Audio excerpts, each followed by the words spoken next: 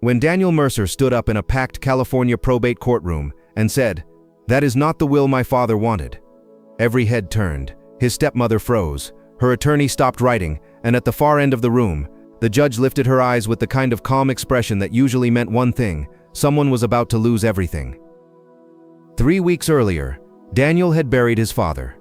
Richard Mercer had built his estate over 40 years in Orange County, a paid-off house overlooking the hills, 2 rental properties, investment accounts, and a family business worth more than anyone had guessed. Daniel had never imagined fighting over any of it. He had imagined grief, silence, maybe regret, but not war. Then the new will appeared. It was dated just 11 days before Richard's death.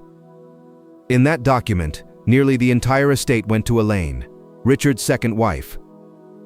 Daniel, his only son, was left a personal item and one sentence that felt colder than disinheritance itself: "I have intentionally made no further provision for my son." Daniel read it twice in the lawyer's office and felt the room tighten around him. Because the man described by that document did not sound like his father.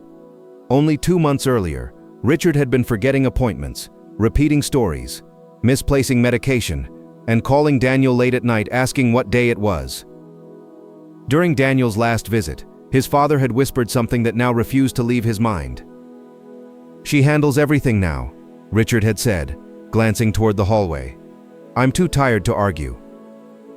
At first, Daniel told himself grief was making him suspicious. Then he learned something worse. The attorney who prepared the new will had never met Richard alone. Elaine had arranged the meeting, sat through the discussion, and delivered the papers back for signature. That was the moment grief turned into a petition. Daniel hired a probate litigator and filed a will contest in California Superior Court, alleging lack of testamentary capacity and undue influence. Elaine answered immediately, calling the challenge a bitter son's revenge. She claimed Richard had changed the will freely because Daniel had grown distant and cared more about future money than family. The case moved fast. At the first hearing, the judge made one thing clear: emotion would not decide the matter. Evidence would. So the evidence came. Medical records showed Richard had been treated in the months before his death for cognitive decline. A neurologist testified that while memory problems alone did not automatically invalidate a will, Richard's condition raised serious concerns about whether he fully understood the nature of his property and the consequences of signing new estate documents. Then came the caregiver. She told the court that in Richard's final weeks, Elaine often answered questions for him, corrected him in front of others, and controlled who could see him. She described one afternoon when Richard tried to discuss his business accounts with Daniel, only for Elaine to step in and say, "That's already handled." Don't confuse him. Elaine's attorney attacked the testimony as exaggeration. He argued that spouses often help manage paperwork when a person is ill. He reminded the court that Richard had signed the will in front of witnesses. He pointed out that Daniel had no video, no written confession, no dramatic smoking gun. But Daniel's lawyer was patient. She did not build the case around one explosive moment. She built it around pressure. Piece by piece, she showed a pattern: isolation, dependency, control over appointments, control over communication, and sudden legal changes benefiting the one person with the most access to Richard in his weakest days. Then the drafting attorney took the stand.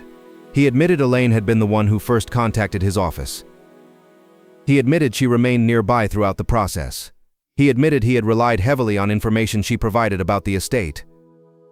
And when asked whether he had performed any independent assessment of Richard's mental clarity beyond a brief conversation, he hesitated. That hesitation changed the temperature in the room. For the first time, Elaine looked afraid. Still, the defense had one final argument. Richard had signed. Witnesses had watched him sign. The document existed. The court, they said, should respect a dying man's last wishes. Daniel was called for rebuttal. He walked to the stand with a face that looked less angry than exhausted. "I didn't file this because I expected money," he said. "I filed it because my father spent his whole life teaching me that a signature only means something when it is truly yours. And by the end, I don't believe that life was his anymore." The courtroom went still. A week later, the ruling came. The judge found that the evidence did not support Elaine's version of events. The court was persuaded that Richard's weakened mental state, combined with Elaine's active involvement in procuring the will and controlling the circumstances around it, made the document unreliable. The judge ruled that key provisions had been the product of undue influence, and that serious doubt existed as to whether Richard possessed the required testamentary understanding at the time of execution. The contested will was denied effect. An earlier estate plan, one Richard had signed years before while healthy, was restored for probate. Elaine did not speak as the decision was read. Daniel did not celebrate. He simply closed his eyes for a moment, as if victory and heartbreak had arrived together.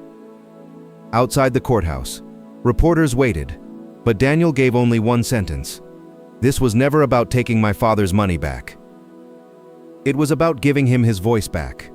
And maybe that was the real lesson. Because inheritance cases are rarely about greed in the simple way people imagine. Sometimes they are about fear, about guilt, about loneliness at the end of a life, about who gets closest when someone becomes fragile, and what they do with that closeness. In California, a will can be challenged when there is evidence that the person lacked testamentary capacity or was pushed into signing through duress, fraud, or undue influence. The law does not cancel a will just because a family member feels hurt, but it also does not blindly worship a signature if the surrounding facts suggest that the will was not the product of a free and competent mind. That is why these cases matter, because the law is not only there to transfer property after death. It is there to protect dignity before death. And sometimes, the most important thing a court can inherit from the dead is the truth.